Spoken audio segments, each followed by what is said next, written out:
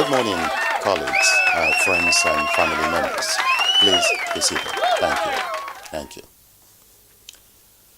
A few years ago, while on a visit to see my aging mother, which unfortunately was to be the last time I saw my mama alive, I experienced something that was to shape my announcement of this morning.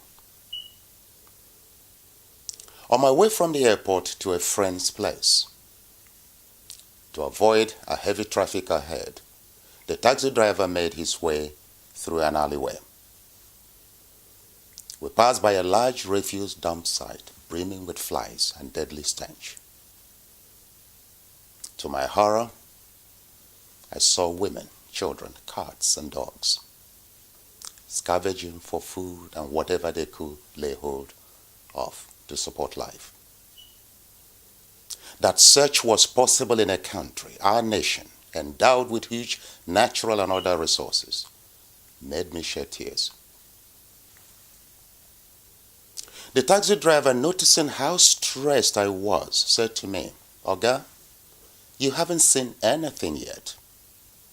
This country is hell for the average Nigerian. I wish help can come sooner rather than later." As we connect a main road, I saw a little girl struggling to remain balanced on her feet due to the weight of the merchandise she was hawking. The neck was bent, her worn-out slippers betrayed the mileage she had covered on her little feet, and her face displayed hunger and fear. I shouted, "Is this not someone's child, conceived over 9 months, the same way as kids in Ikoyi, Victoria Island, and the posh areas of Abuja, delivered through bed pains of a beloved mother, and then considered precious and a source of joy and hope to her parents?"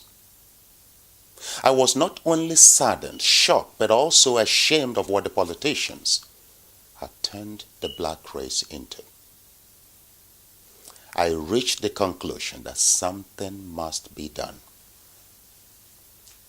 That year, on my way to Singapore on business, I shared a row of first-class cabin seats with a gentleman who introduced himself as the chief executive of KLM.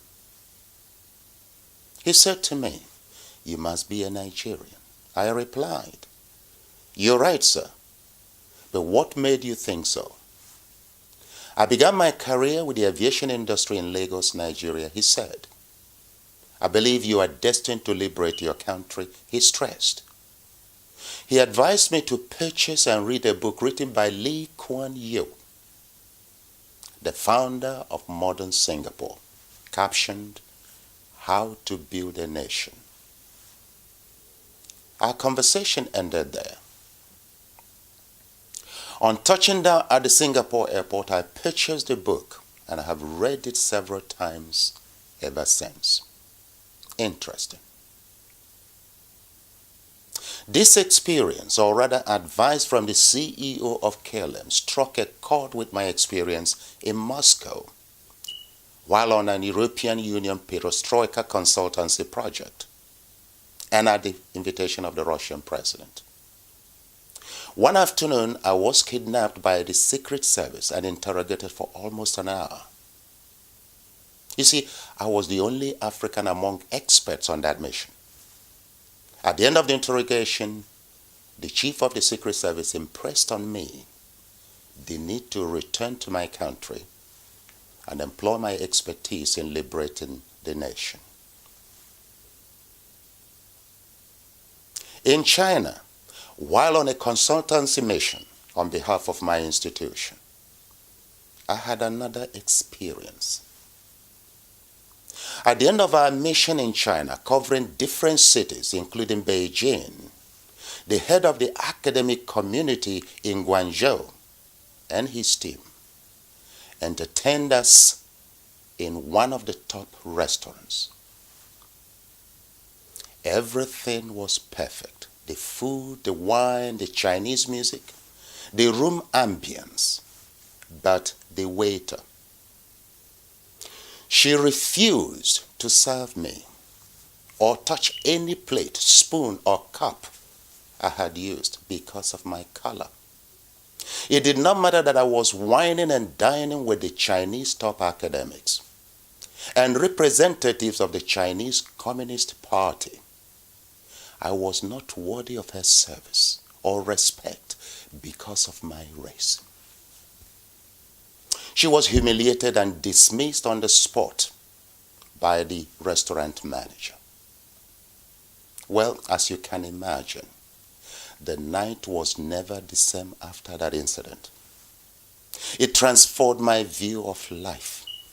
I reached the conclusion that no matter how well read, how rich, how powerful, handsome, or beautiful, one's value in the mind of the world is conditioned by the value placed on one's race and country.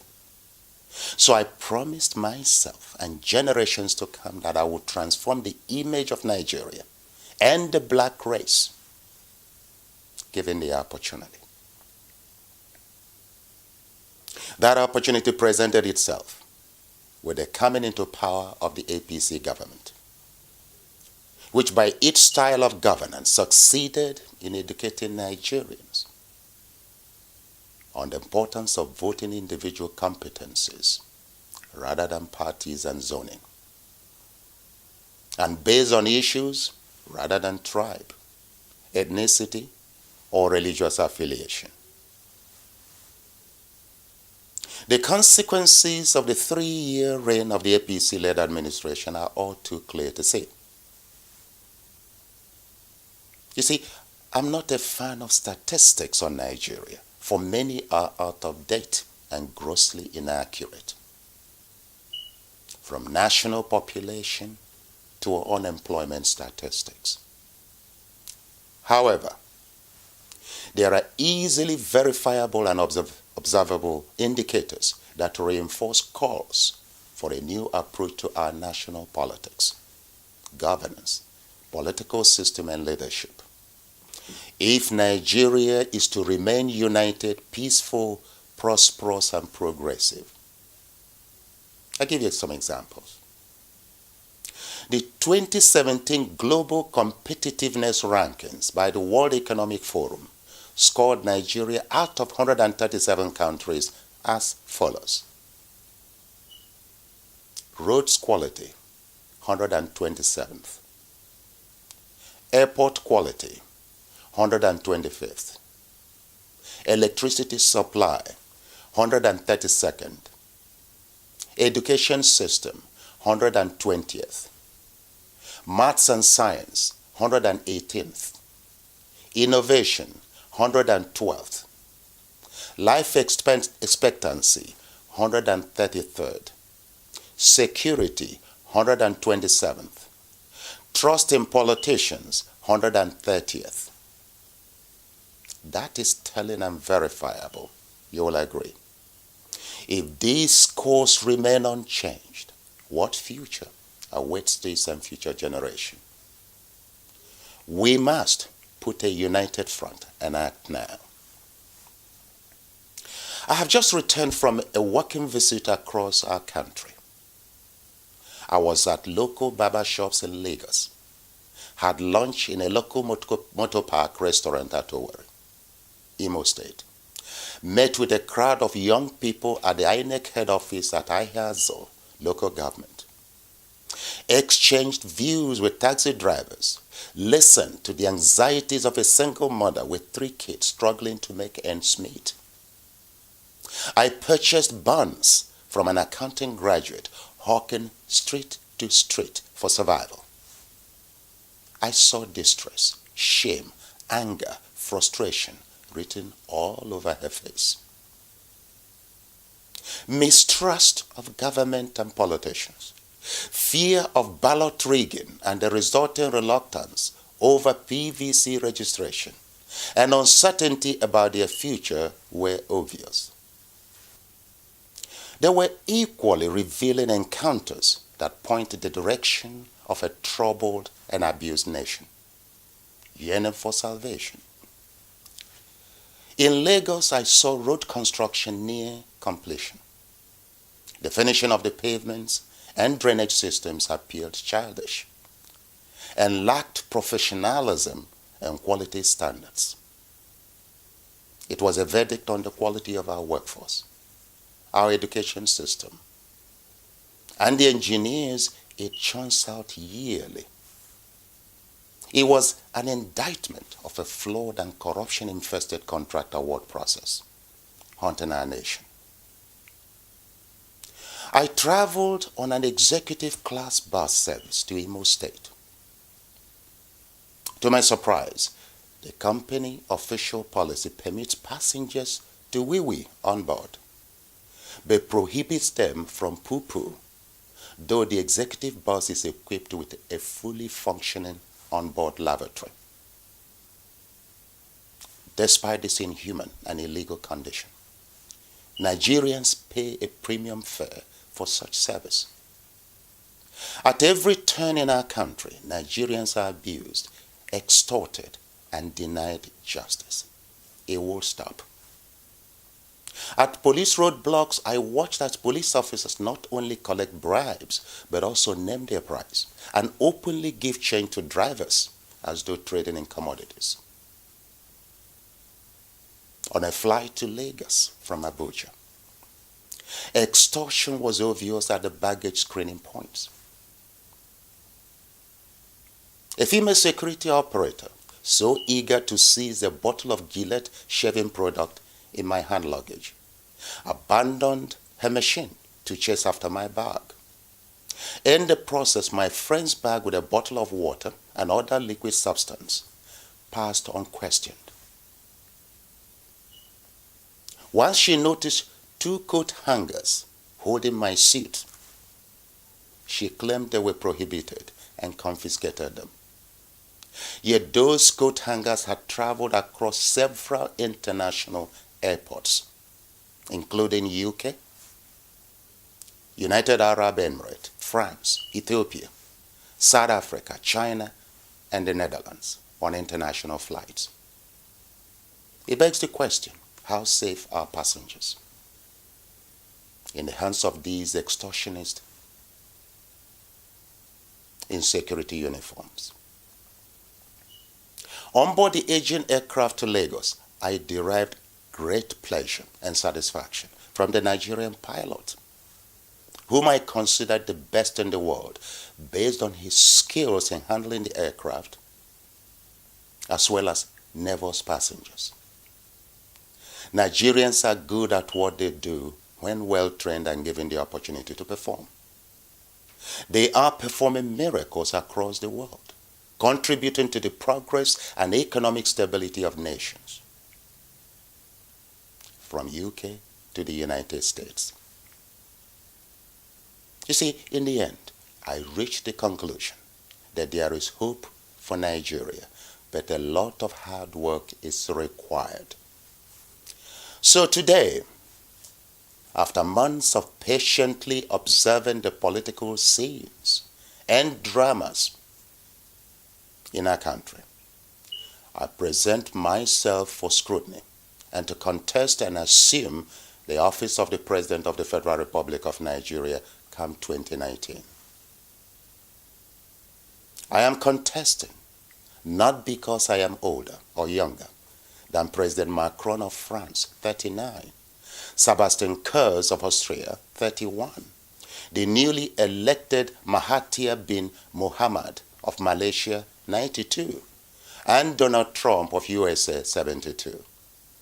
You see, these world leaders were elected by a sophisticated electorate, not for their youthful look, but a track record of national and international service at high levels, outstanding and verifiable achievements, and history of consistent performance, international exposure, integrity, leadership qualities, and vision for their country and peoples.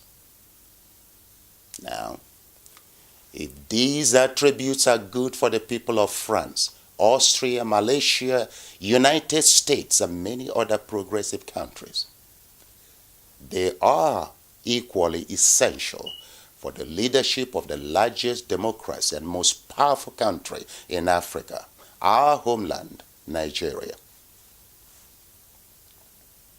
I am therefore running based on my possession of the attributes that have delivered peace, prosperity, equity, and justice for all in stable and progressive, developed and developing nations across the world. I am running because Nigeria presents a great opportunity to make it big in the history books. You see, for over 50 years, and after the record set by Dr. Nnamdi Azikiwe, Alhaji Sir Ahmadu Bello, Chief Obafemi Awolowo, and Alhaji Sir Abubakar Tafawa Balewa, Nigeria has remained dry of nationalists and political trailblazers. I am hungry to make it into the history books as the father of a new, united, and prosperous Nigerian nation.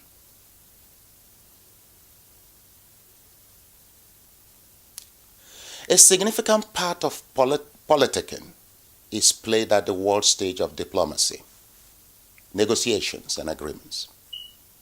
I am running because a Nigerian president must have the capacity to productively discuss and negotiate with the leaders of powerful economies who, by their education, culture, and training, are firmly committed to the interest of their nation.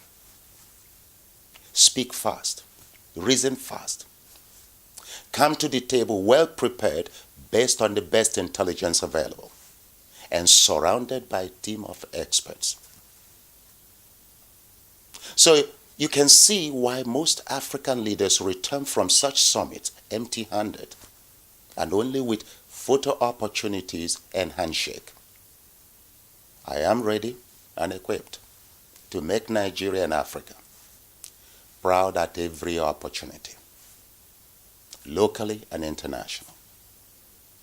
I am running because the black race has lagged behind for far too long due to poor, visionless, and incompetent leadership. We must liberate Nigeria as a source of pride and hope for the black race. As President Mandela puts it, the world will not respect Africa until Nigeria earns their respect. I will deliver respect for the black race and uplift the status of future generations. That is my promise. I am running because this nation can no longer liberate itself from within, under the leadership of the recycling politicians who have offered this nation nothing but corruption, greed, poverty, and death. Our country needs experienced and capable citizens based in foreign lands to intervene and halt the slide to total anarchy.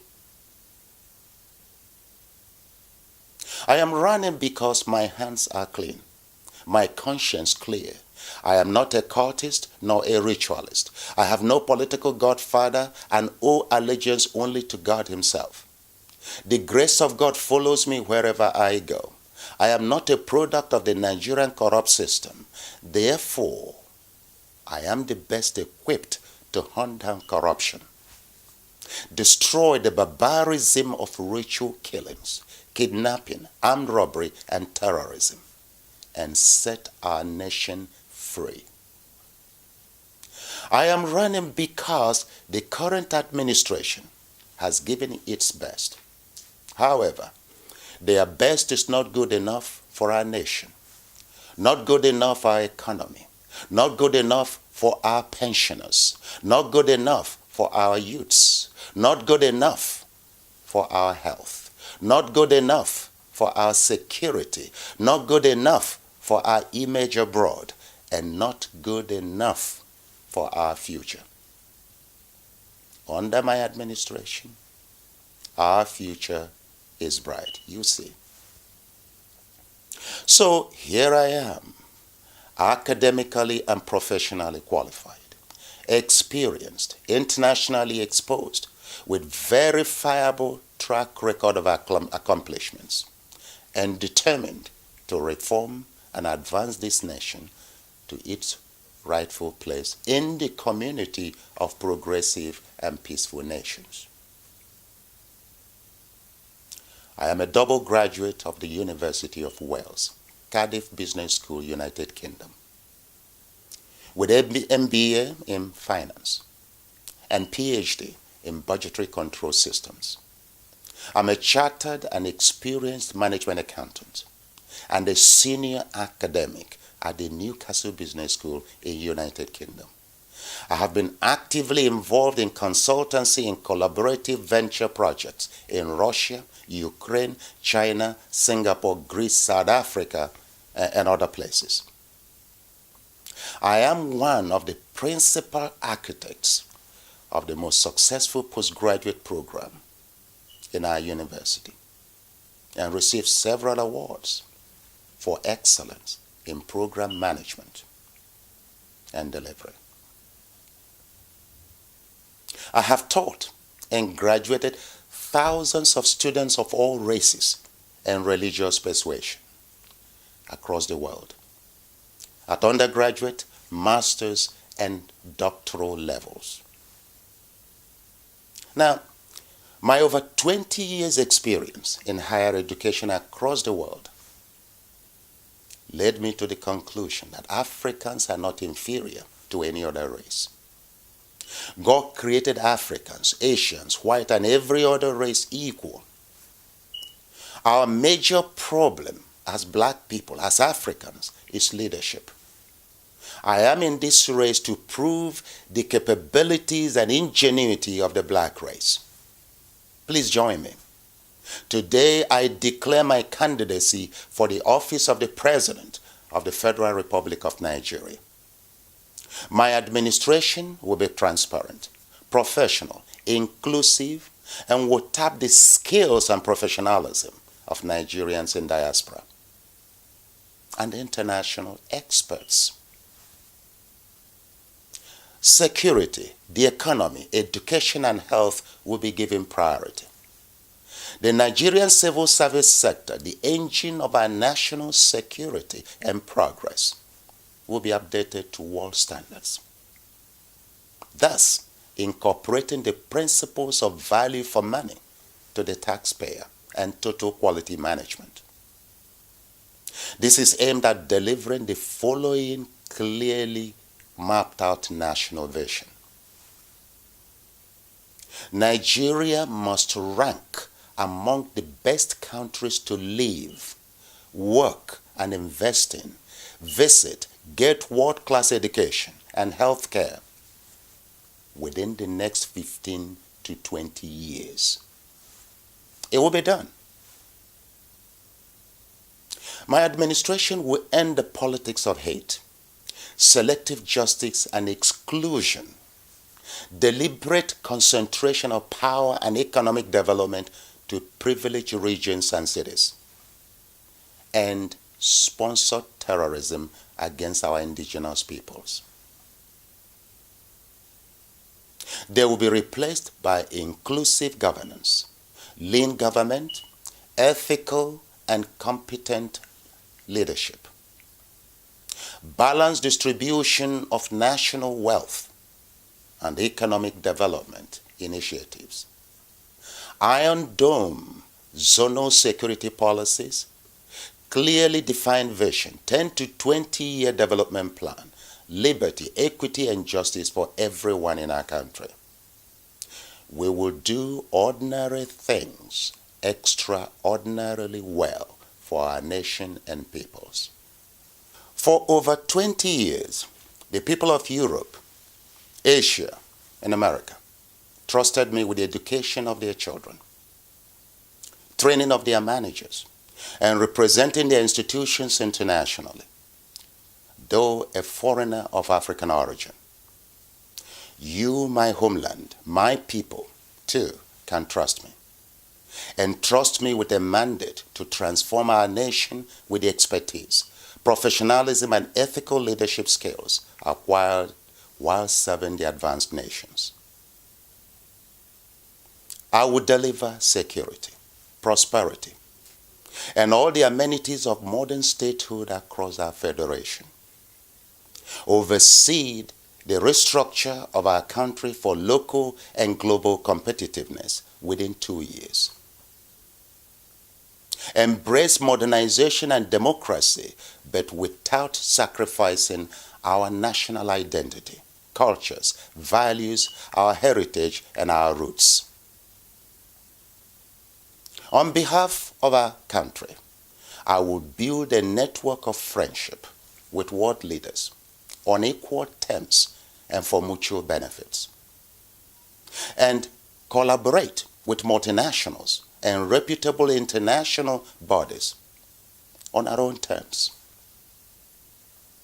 I will open our country to an inflow of foreign investments and experts from across the world for rapid development and delivery of our national vision. We will invest in high-speed internet broadband, build superhighways and rail networks that link our nation, and facilitate trade, research, commerce, and tourism. We will invest in solar and conventional power generation technologies to power our industries and guarantee home comfort. Deadlines will be set and met. We will invest in modern agriculture technologies and practices for food security, job creation, diversification of our economy, and export earnings.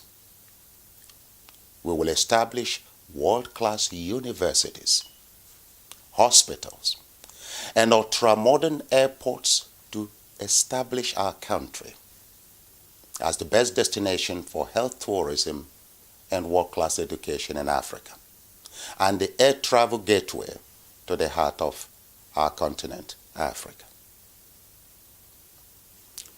While we invest heavily in the prosperity and stability of our nation, Nigeria will remain benevolent and peaceful with our neighboring states, while building a formidable and disciplined armed forces worthy of international recognition and respect. Our borders and national security will be robustly protected and defended. Our neighboring countries will take note. When all these have been achieved, which I must and will, all I ask from you, my people, the Nigerian people, is to be crowned the father of our new nation.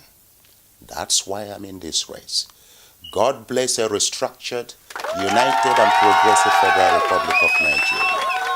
And God bless you, my fellow citizens. Thank you very much. Thank you very much. Thank you.